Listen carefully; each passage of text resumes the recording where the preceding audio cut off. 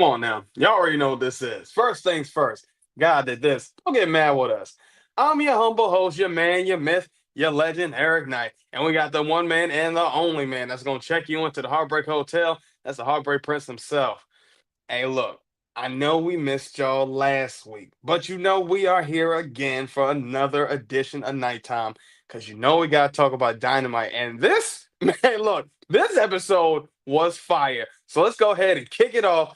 Let's get right into it.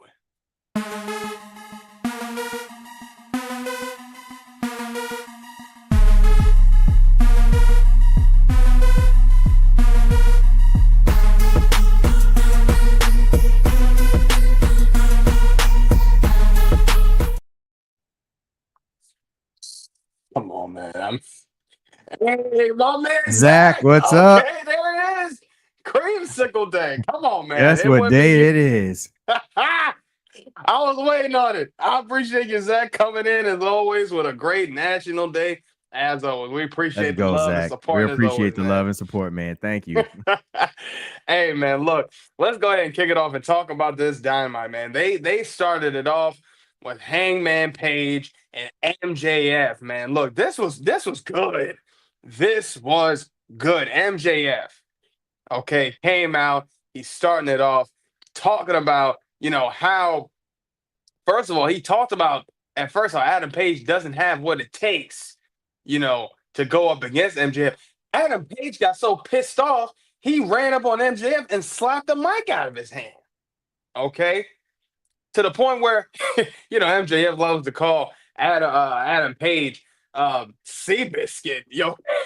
And he even said, yo, don't you understand Seabiscuit wins at the end? And then he even said, also, he says, what I've done to get to get to this title?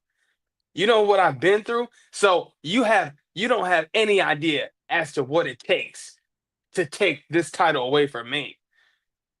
Man, MJF asked for a mic that Adam Page didn't touch, got to the point where, he started to call Adam Page a false god. He said, do you think you are God? These people call you a false idol. He said, well, you know what? I guess I'm the devil, and I don't have a problem with it. I said, man, this was crazy. This was so poetic. Man, he even got to the point where he even said that he was gonna crucify Adam Page. He said, I'm gonna take it so far as to the point I'm gonna crucify you. I said, man, that was a bar. That was a bar. Now, y'all know, of course, I'm not a supporter of any, none of that stuff. But that was tough. Okay, that was hard. Now, what I loved even more about this, okay, the parts where Adam Page gets MJF worked up. Because at first he even said to MJF, "You're not gonna work me up into getting you a free title, a free title shot." And it's to the point he reversed it. Adam Hangman Page got MJF so pissed off that he executed his contract for the match with him and Adam Page at Forbidden Door. And man, I mean, this is looking like it's going to be really, really good. Heartbreak Prince, what are your thoughts, man? What you think? Yeah, this was to see the turning of the tables here because we know MJF is very manipulative, and so it was interesting to see how this promo just broke down to the point where MJF came out. He tried to do his verbal judo against Adam Hangman Page, and it just did not work. And Adam Hangman Page ended up flipping the tables on him and getting him to cash in that his contract in order to have a match with him. And what I appreciated about it was Adam Hangman Page was very, very persistent, and you're not going to use any type of tricks. You're not going to get anything over on me to get me to give you a title shot without you cashing in that contract. And I loved how it worked out and how it played out because it really put we're not used to seeing MJF on his heels. He's usually pretty calm and steady and really controlled on the mic. but Adam Hangman Page was able to get under MJF's skin, and I really like that.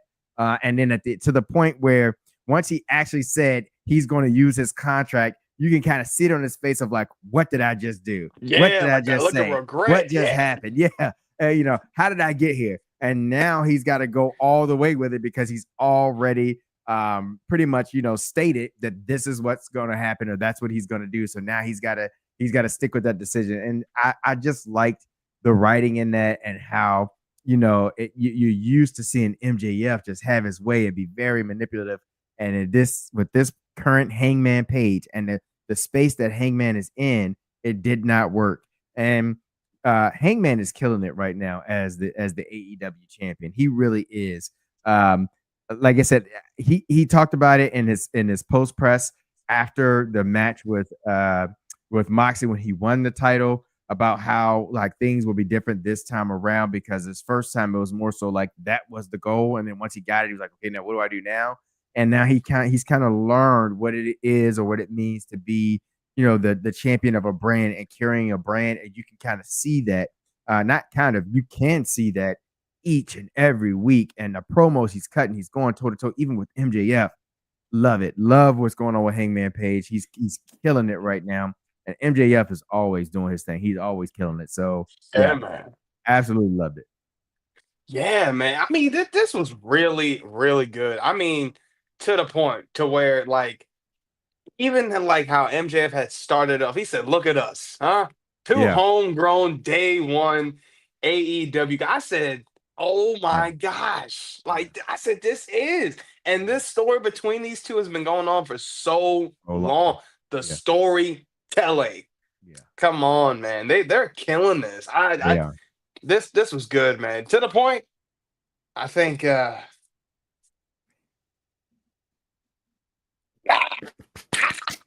Come on, man. Got the rock chills off of that, Yeah. man. This was Yeah. good stuff. Yeah. This They're was doing their good thing. They stuff. are. Oh, man. But let's talk about something else that happened right after that. We got to talk about this match with John Moxley and Kevin Knight, man. Look, this was a banger, okay? First of all, John Moxley, I am not going to lie, man. There is an aura. There is an aura. I don't know what the heck. I said this to myself. I said, when John Moxley it's some about his entrance now. Before when they had the briefcase, I was like, okay. But now that they don't have the briefcase, with the title, this is I don't know, bro. I legit get rock chills off of seeing Moxley. I literally say, nah, man. He's back.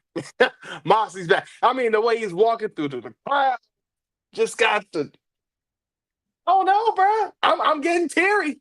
And you know what? When I'm getting teary, I'm getting passionate. I'm feeling it. Pause. This was good though, man. Like I I really enjoy seeing John Moxley on there. And the good thing, even before he started going to the crowd, he told Darby Allin, it's not happening. I said, come on, man, stop playing. Stop playing. But since we're talking about Darby Allin, let's go ahead and talk about this, man. Because Darby Allin and Will Ospreay came out. First of all, Will Ospreay comes out, starts to throw an attack, a mauling, okay, on the Death Rider. After trying to beat the hell out of Darby Allin, saves Darby. Okay, they was about to do him the same way they did him at All In. Okay, Will Ospreay calls for a match, steel cage, lights out, forbidden door. I'm not gonna lie, dude. Look, look. They talk about what's happened on August 24th. That's Sunday. I'm pretty sure there's another pay per view, PLE, happening that same day. Counter programming is crazy. I'm not gonna lie. You're making me choose, and I don't like to choose against. See, it's one thing when I do this for the main roster, but you don't do this with no NXT stuff. I know. Y'all are really trying to counter Forbidden Door? You gonna make me choose between Forbidden Door and Heat Wave? And you know at this point how everything's looking and shaping up? You don't think my decision's already made?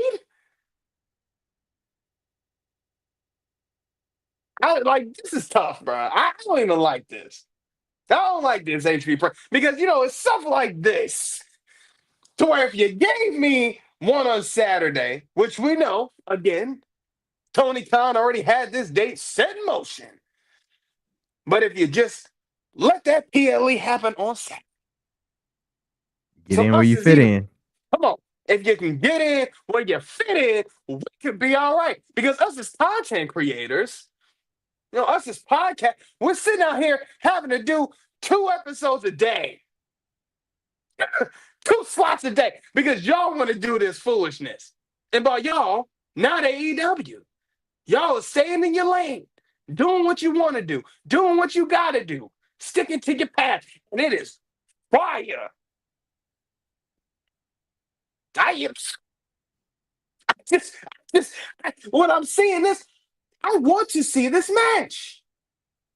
To the point, even they told John Moxley in the back that, hey, this is happening. He said, oh, it is. By the way, the Cincinnati crowd for John Moxley, I mean, they were just they yayed everything. And maybe that might have gave a little extra spark for him yesterday.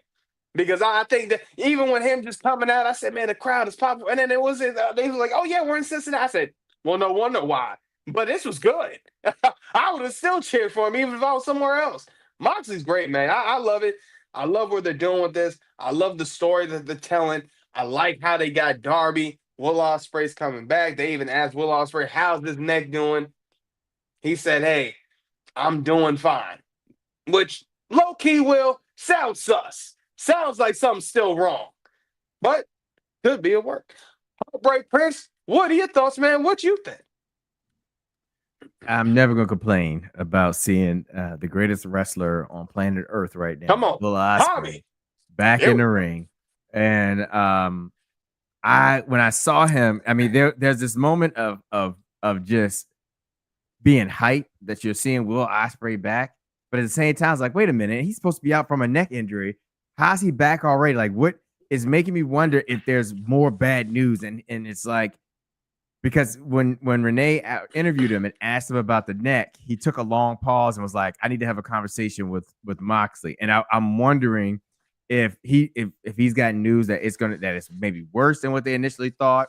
And so he's like, "Well, before I get do anything with the neck, let me get through Forbidden Door, and then I'll take a leave of absence," because he did say that he planned to be back by Forbidden Door. I just Yeah. don't understand, like, whatever it was, like how he could have, received the therapy and the recovery, like in literally what 3 weeks, because it was about 3 weeks ago where Yeah, he about three, announced that 4 weeks. Yeah.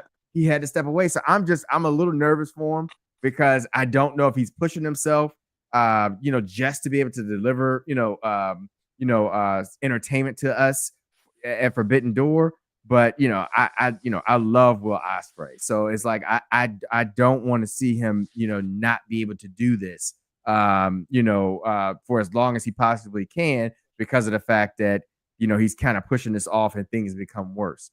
But as far as the entertainment value of having him back in the ring, seeing him come out and save Darby Allin while Darby was actually in the bag that he bought out to wreak havoc in, but ended up in the daggone trash I bag, know. or body bag, I The should say. body bag. And Yeah. it's just it was insanity. And I do understand and feel what you're talking about when it comes to Moxley. It's I just can't say it enough. I know we've kind of mentioned it before. I really do just believe AEW has kind of found its groove. And within me saying AEW has found its groove, I just mean, like, not only as a company, but even the wrestlers, like, like John Moxley kind of has found his groove, and it fits and it's just right. And even when he's having matches that aren't like just diabolically like bloody and just gruesome and Yeah. gory, he's Hmm. still delivering that excitement, the way he comes to the crowd, the way he interacts, and it could just be the Death Riders vibe itself that's Yeah. there outside of your boy Will that you? yeah outside of Will or you. He they gotta do something Yo, with him. He they went back. crazy on him on the They crowd did. too. They did. Yeah, because it's like one of these things is just not like the other. You see Marina Shafir, you like Death Rider.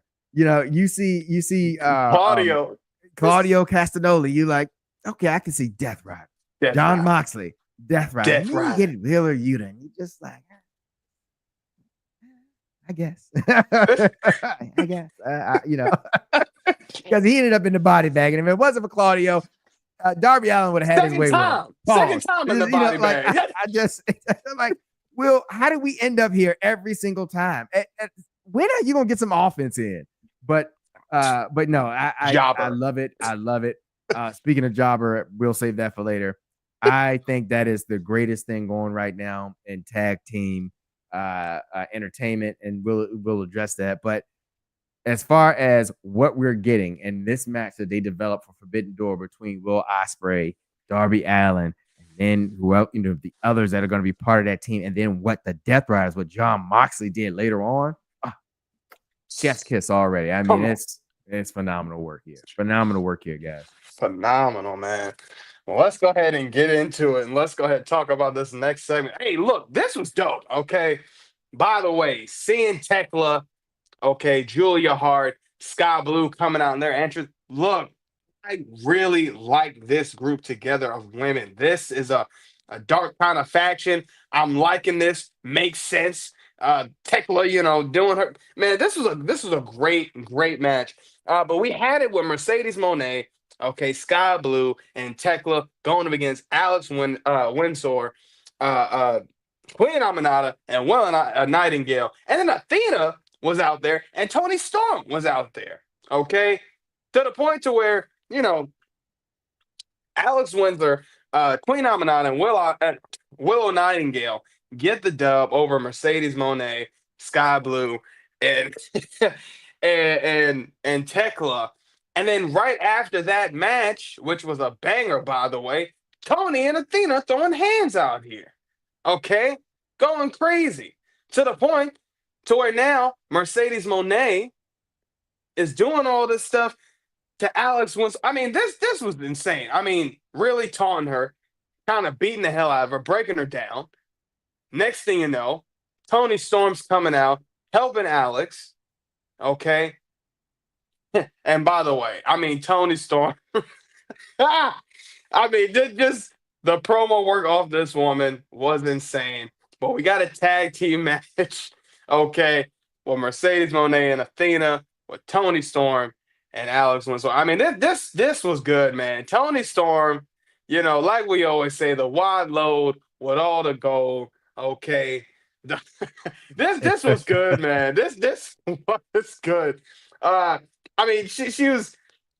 I'm trying to like just.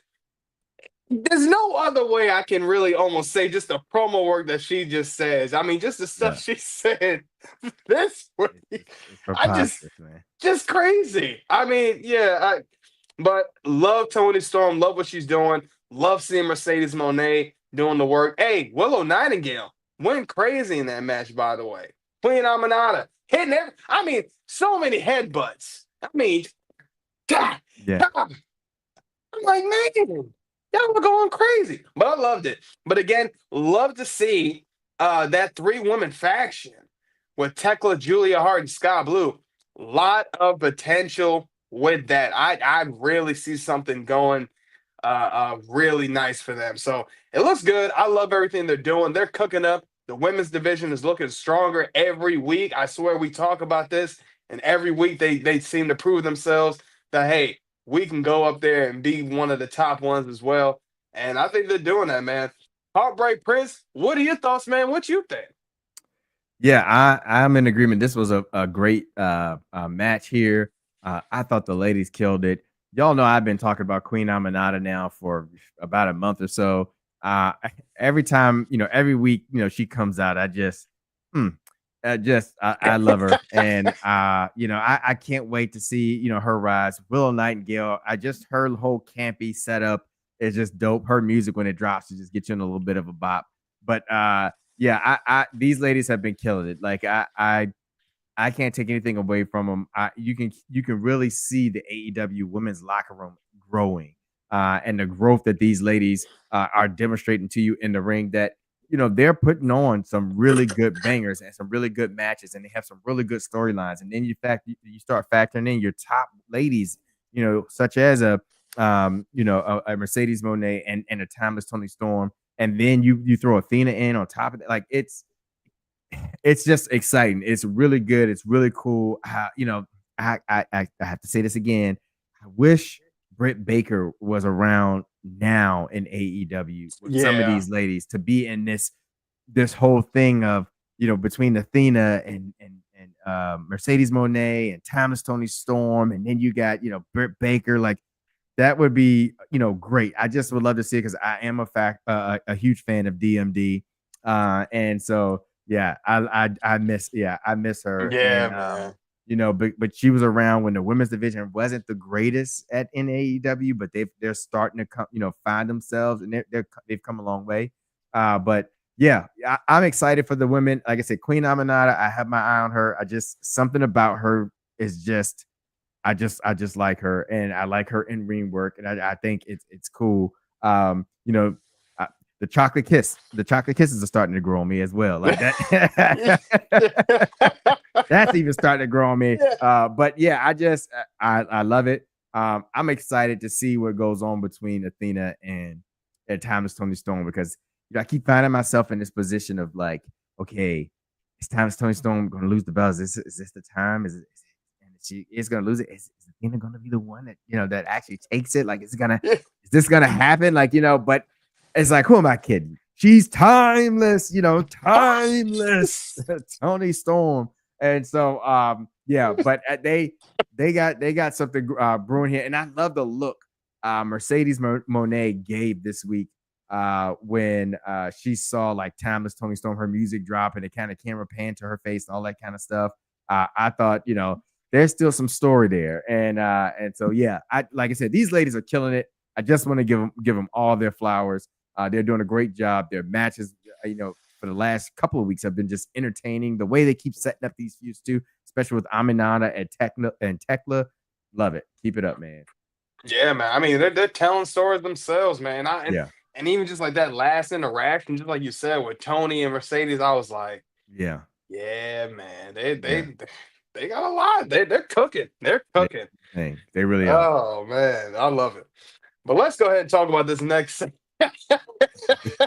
This man Stokely, man. Look, they was trying to get this man out for the longest, man. First of all, you see Stokely coming out. Colt was out here just looking like, man, you can't make this up because you really can't. I mean, this was priceless.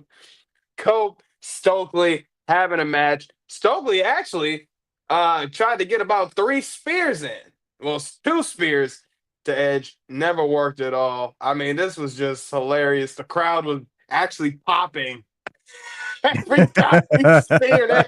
Yep. And they said one more time. One more time. I said, oh my gosh. But I mean, of course, then to the point where Edge actually takes Stokely outside the ring and starts asking people, what do you think about Stokely? The dude right here in the black and yellow said he's bald, he's short, and gets no hose. That's diabolical. And I said, this is crazy. Stokely did this to himself. That did. comment last week was just. Why would you say that about yourself? Why would you say that on national television? That's what you saying. That's what, man. Then to a point, they go even further down. I'm bald. I can't get any hose. I said, can't get any hose. What the? Why would you say that, sir? Who says this about themselves? That's something you say to yourself in the mirror by yourself. By yourself. Not with everybody else. I mean, it's crazy. Stokely, you did it to yourself. But even to the point where Cope actually takes Stokely even further to the crowd and asks another lady, Hey, what do you think about Stokely? She was like, "Are you serious?" I said, "Oh man, this is crazy." Okay. Then it brings him back in. He gets so then to the point now FTR comes out. Now this is where it gets interesting. FTR comes out, they start to interfere. And you know how that whole counter that they got right now, that restraining order. But what happened? Man, they started to throw hands with Cope, and Cope wasn't having it because Cope took them over the ropes. Okay. Start to beat the hell out of Cope, but then all of a sudden in the corner. They get Cope, and now this man they got Cope uh with some powder, some dust, some white dust or whatever, blinds him. They start to beat the hell out of him, but then the patriarch comes out with Spike, okay, helping Cope, okay, clearing house. And then what was crazy, Nick Wayne and Kip Sabian even tried, but then Cope gets the dub over them. Now look at this. Come on, man. What happens, man? These guys hug it out. Best friends. Come on, man. Storytelling. This was great. This really was. Honestly, again, you want to try to you want to try to counter program that you can't do this to me. Again, they want to do the whole, oh, we got nostalgia. No. This is the only time this is okay. One last time. Now, honestly, I want to see Christian again stay as a heel. Please don't turn babyface. I want to still see you get disrespectful, and just let Cole just stand there and let you talk and just say whatever you want to say.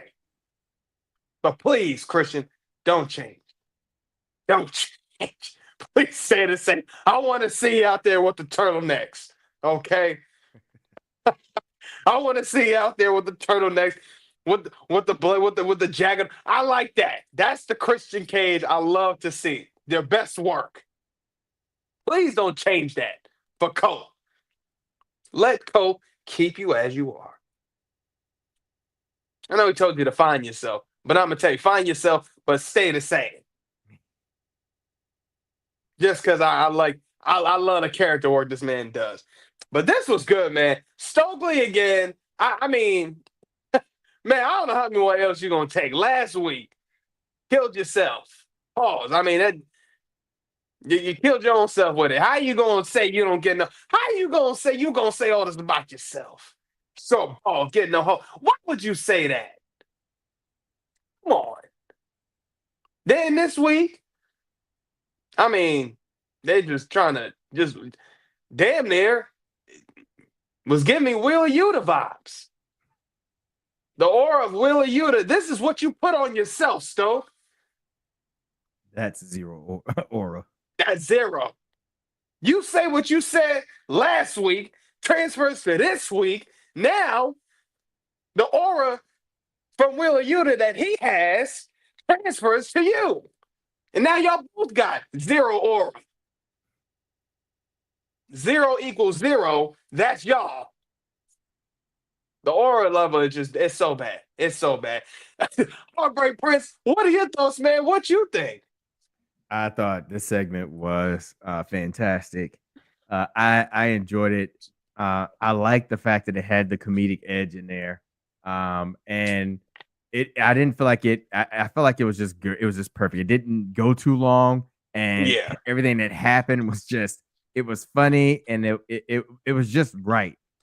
Even down to when it did get serious, and then the Patriot comes out. You just hype to see Christian Cage, and it was great. Stokely did a great job selling the whole like I'm not a wrestler, try to do the spears, like hitting Edge. Edge is not even moving. He's hitting Edge and hitting the ground, but he's getting frustrated. Stokely's getting frustrated with himself. It's just like,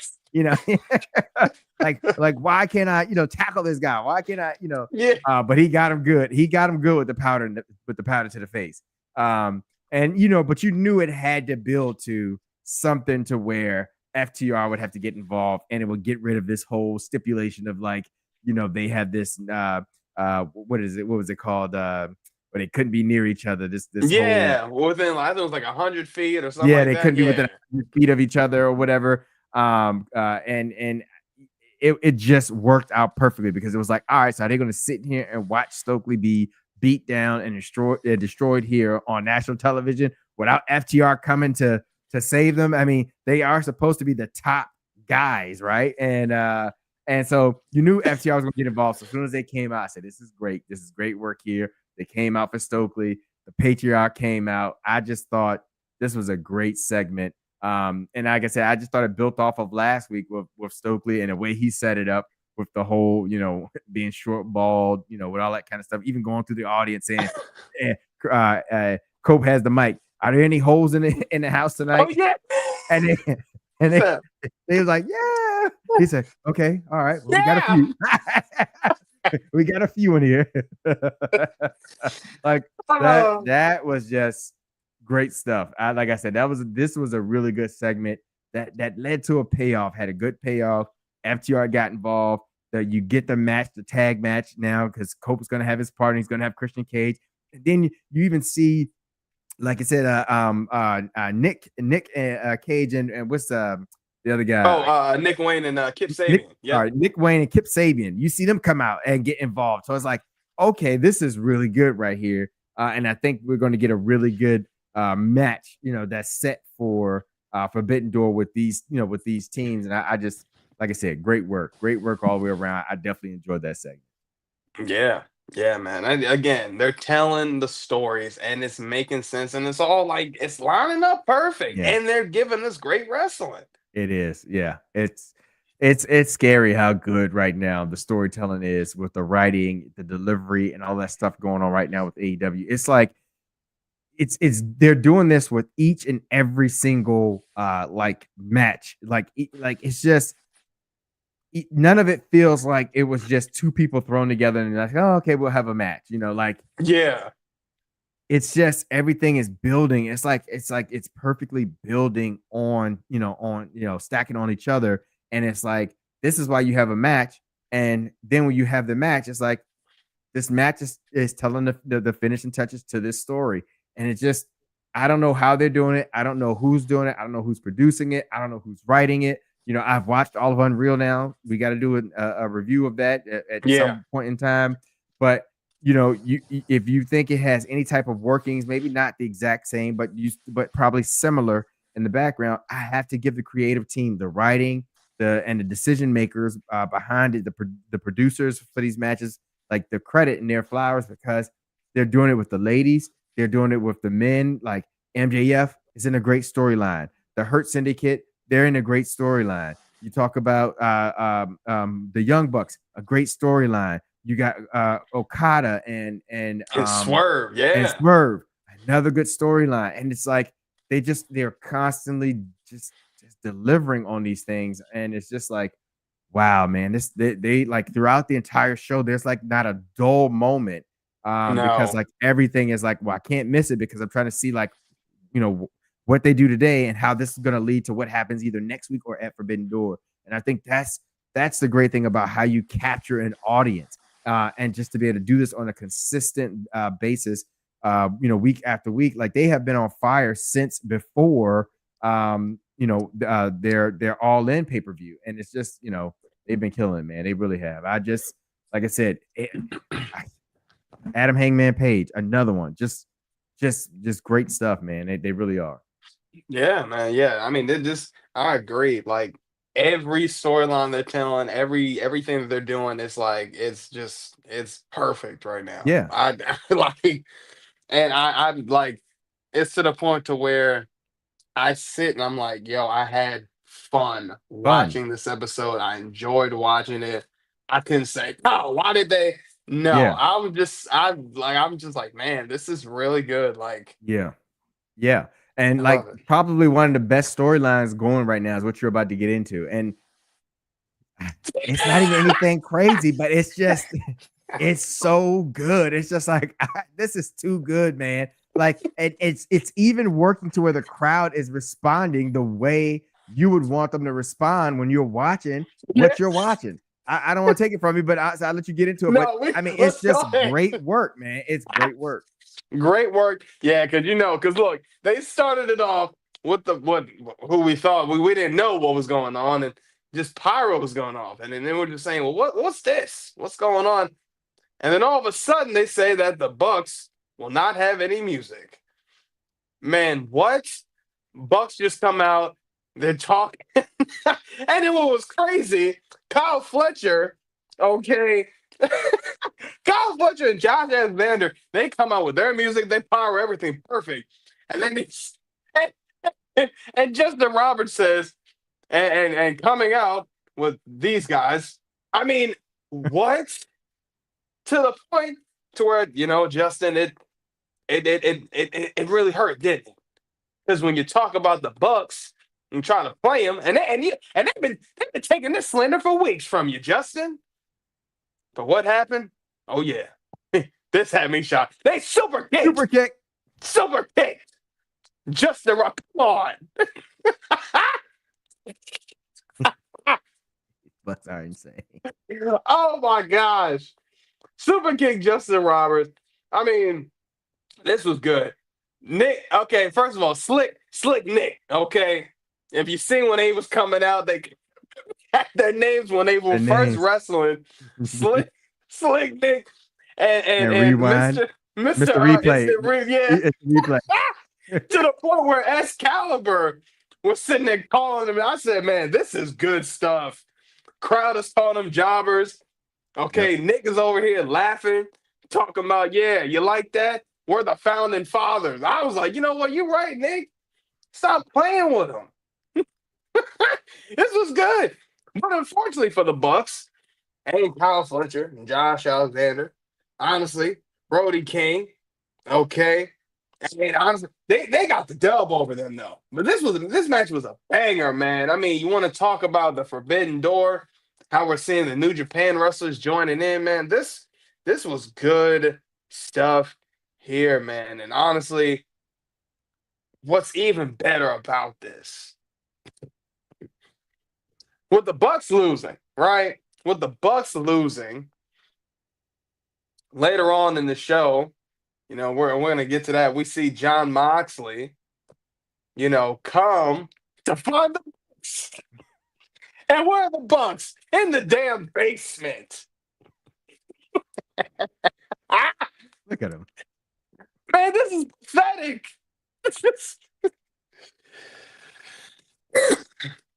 This was so good, okay? To the point where Moxley, you find the Bucks. This is rock bottom.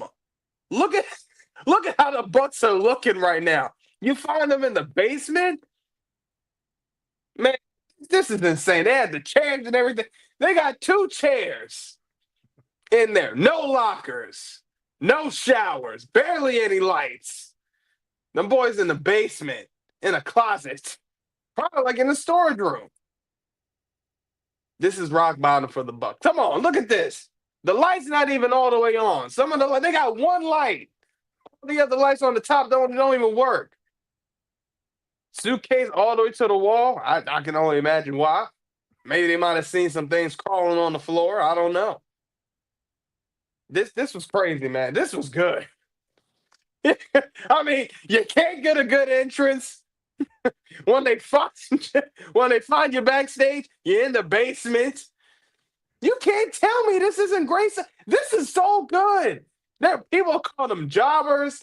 Yes. Nick Jackson, I think for me, for the last couple of weeks, it's like he is so good with this, man. Yeah. He's like, this is ridiculous.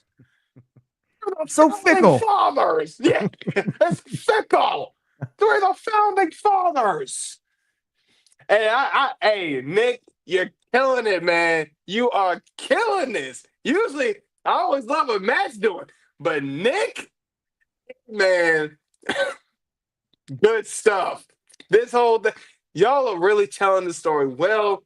Y'all are really showing the character work. I love how they're just. It's like the last couple of weeks, right? Even when they came out, They had the default. Everything was default. It just said talent's name, just social media. Y'all barely had that. Then they do the little childless entrance for y'all. Showed y'all before how y'all got beat from by Will Ospreay and Swerve. Then now we're seeing them come out with your very first wrestling names. Take us down the history of memory lane. Okay, I want to Back see what. down memory lane. Hey, I can't wait to see how much farther they're gonna take this, man. Because this is just so entertaining to me. Because as much as like comedy it is, when the Bucks come out, crowd calling them jobbers, Justin Roberts, and by the way, to the point where Justin Roberts had to get parted out. They had Tony Schiavone doing. First of all, hey Tony, they need to give you Tony need to give Tony a raise because you did double duty, man. You was doing two jobs on commentary and then still doing ring announcements for subbing for Justin. I said, man, come on, ain't nobody doing what Tony's doing. Right. Michael Cole couldn't do this. Stop playing. I'm with Tony Schiavone doing what he got to do. Okay. But this was great stuff, man. I loved it. This was so good. Again, Bucks, y'all are killing it. I can't wait to see how much more y'all keep going with this. Man, look, at this point, I just want to see the slow climb for them to go to rock bottom, back to their ways to the EVPs. Yes. And if we see a whole story with that, I am 100% all for it, and I'm with it. Heartbreak Chris, what are your thoughts, man? What you think? Man, listen. Was on record, or I am on record, right before All In, and I was like, you know what? The one thing that AEW slipped on was I didn't like this match that I felt like they threw together and put just this weird stipulation on it that if the Young Bucks lose, they wouldn't be the EVPs. I'm like, they could have just did the match without it. I wasn't feeling it because I'm like, what type of story could you possibly tell about the Yeah. Young Bucks not being the EVPs? Like, it just doesn't make like Swerve Strickland and Will Ospreay are just the EVPs now. Like, what is it really? What does Matt Nick Jackson actually lose? But this story has been so amazing. The way that they have done it, they have just completely wowed me with how a simple stipulation that I just thought was like, I'm like, for AEW to be hitting on all cylinders like this, but to get this one kind of, I'm not pleased with it. And to this, and it's like, this is probably one of the greatest things I've seen in a while with like just a story, like you talk about a fall from grace, because you're used to seeing the Young Bucks arrive in the limos and they get the best of the best, and like they're the EVPs. They even got the EVP trigger. Like, I'm thinking about all the ways that they are playing into this. Like, now when they get ready to do the EVP trigger, they're both confused because they're not the EVP, so they don't know what to call the move anymore. And then, like, every week they come out, it's like they can't get the music right. It's just very bland. They have no power, they have no music, or they have music one week, but the they don't have screen the power, or up. the screen doesn't come up, so they can't come out to the ring because the screen doesn't lift off the floor to let them out. It's phenomenal. And they're like, what is this? We're the EVPs. Everybody's so fickle. Like, no, does nobody remember? We're the founding fathers. And what's even better about it is we joked initially, like, man, they came out like looking like jobbers. And that's what you and I said after like the first week when they came back after All In. It was like, man, they came out looking like jobbers. But I don't think even then we had the forethought that this was the story they're getting ready to keep telling. And it's just so great. It's like, now that the crowd is like chanting that they are just jobbers, yes, and they look like jobbers, but except for when they're in the ring, when that bell goes ding, ding, ding, son. And they'll say, boys who's are the bad. jobber now? Who's the jobber? Hey, but the way they come out and the way they are treated is just like jobbers. And it is just, this is A1 magnifique, just phenomenal. And I love it. I absolutely love it. And I like how this week, after that match, even after that, when Moxley found him, like, who is Moxley? Like, it didn't even dawn on me that they were going to even continue the story, even in the back, like, in this type of scene. Moxie goes into into like a basement, and he opens the door, and I see these guys sitting in the basement, taking out tape, nothing around, just a trash can, and I'm like, this is the Bucks. Like, this is the Bucks. This is the greatest tag team of all time. How did they get to this? It is phenomenal work. I mean, they just look sad. They look pathetic. But if you put them in the ring and the bell goes ding, ding, ding, lights out, son. You're getting worked. But they are selling this, and they're doing it so well that the crowd is buying into it. They're calling them jobbers. And I said, when we talked about this a couple of weeks ago, I said, you know what? I wonder if they're going to get to the point where they make being a jobber look cool and I think slowly but surely they're getting there, because the crowd has called them jobbers this week. But if they keep down this path, it's going to be the fact they're coming out with like bad music to no music to like plain graphics, and it's starting to like the fans. This is really good work here. It's and like getting over. It's getting over. And these guys are jobbers. It's phenomenal, man. This scene right here just says it all to me. Like, I loved it. I absolutely love it. And this is what I'm talking about, man. AEW is killing it with their storytelling, like even down to backstage promos and segments. Just to see these two in just a basement door. That's all they had. He opens, and they're just sitting there with barely two chairs. I don't even know what these are. And a trash can, and their luggage is stacked up against the wall in the back corner. It's sad. It's like you hate to see it, because like, dang, y'all, dang, homie. In high school, you thought you was the man.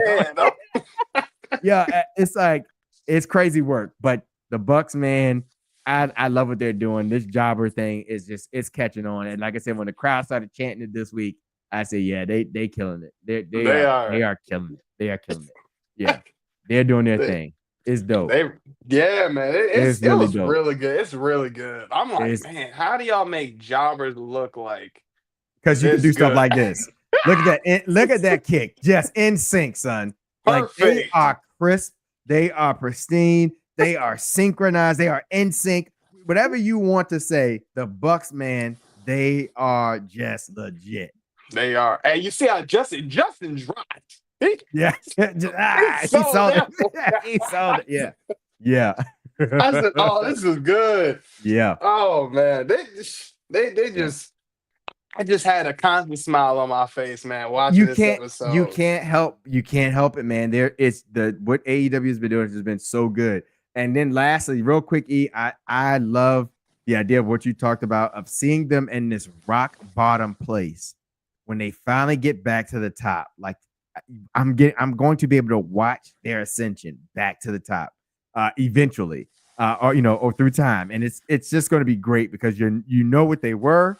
You saw their fall from grace, and then you're watching them try to get back. I mean, they're making deals with Don Callis, like anything, just to get a locker room. They're back there selling their souls to Don Callis to get a locker room.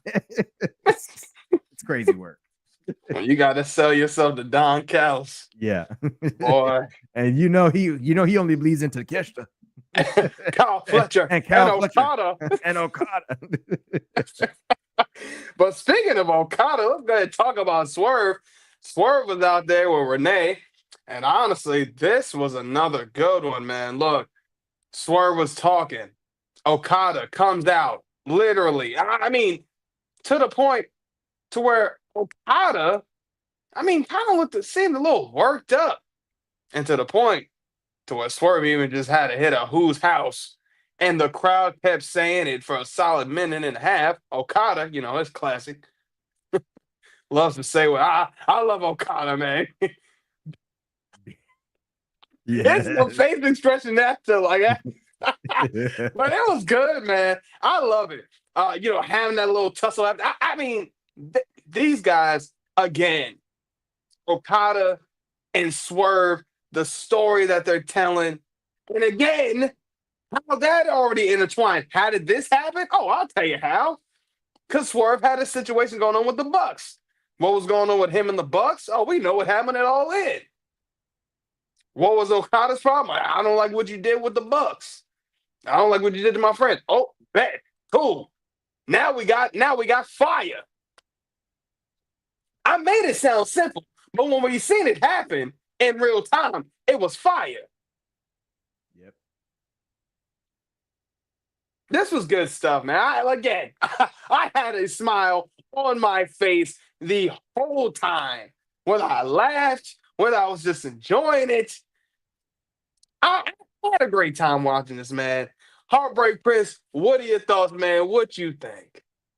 Yeah, just another great situation to be in. Swerve Okada, like another great story that's just it makes sense. Like I keep saying it. It's just like I don't know if the writers have planned this stuff out like months in advance, but they're just linking stories between these wrestlers so easily. And it's like, yeah, this makes sense.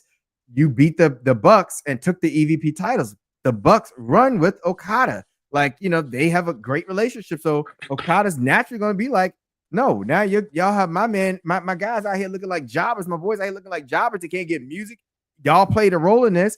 I got beef, and then I am the current what is it? Unified Combined champion. unified champion. And Swerve is like, well, I'm an EVP. I'm gonna call my shot. I'm coming for the title then. And it's like it makes sense. And the beef between it's just they just are doing a great job. And then it's like it's like I don't know like how they have planned this out so well where everything is like even down to Darby Allin being involved and stuff like Yeah. somehow and it just like yeah that makes sense like I mean that just popped in my head. It's just like every little thing is just linking so well. And this thing with Swerve and Okada, love it.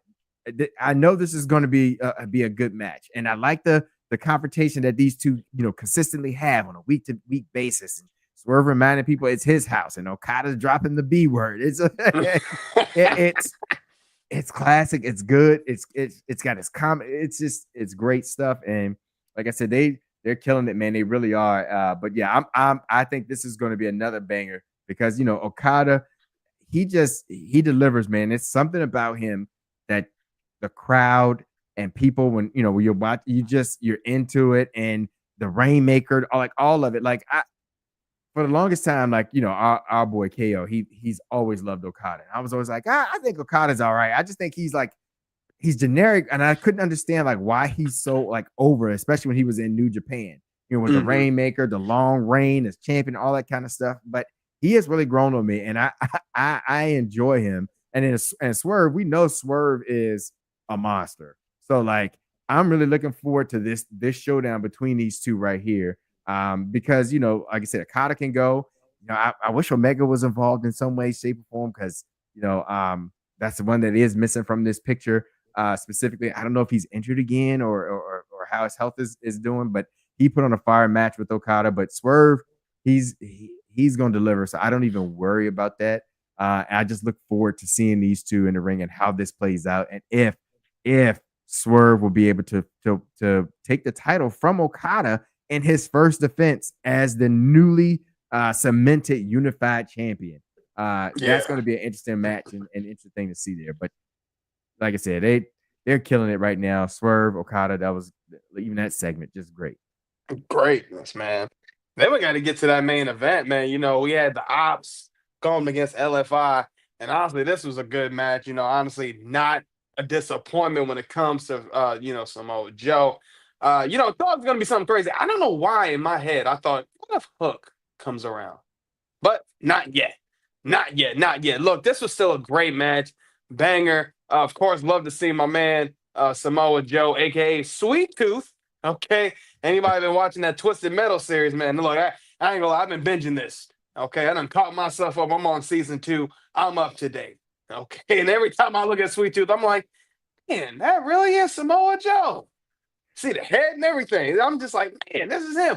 But this was a great match, man. Banger. But then after this match, something we really got to talk about here because this is what really, really ended off the show. Okay. Adam Hangman Page talking to Renee. She asked him about, the situation that happened with him and MJF in the beginning of the show. How he kind of pretty much got MJF to execute his contract, you know, and he said, I'm a little surprised myself. And then MJF comes and he said, "Yeah, you want that cowboy? You want that cowboy?" I said, "Man, come on, MJF. This is good. Good heel stuff. Beating the hell out of Adam Page. I mean, just tossing his head to the car, takes him, throws him again, and then honestly, starts to smile. And he says, if you think you saw, you think you've seen anything from me, you haven't seen nothing yet." And this is the finish right here.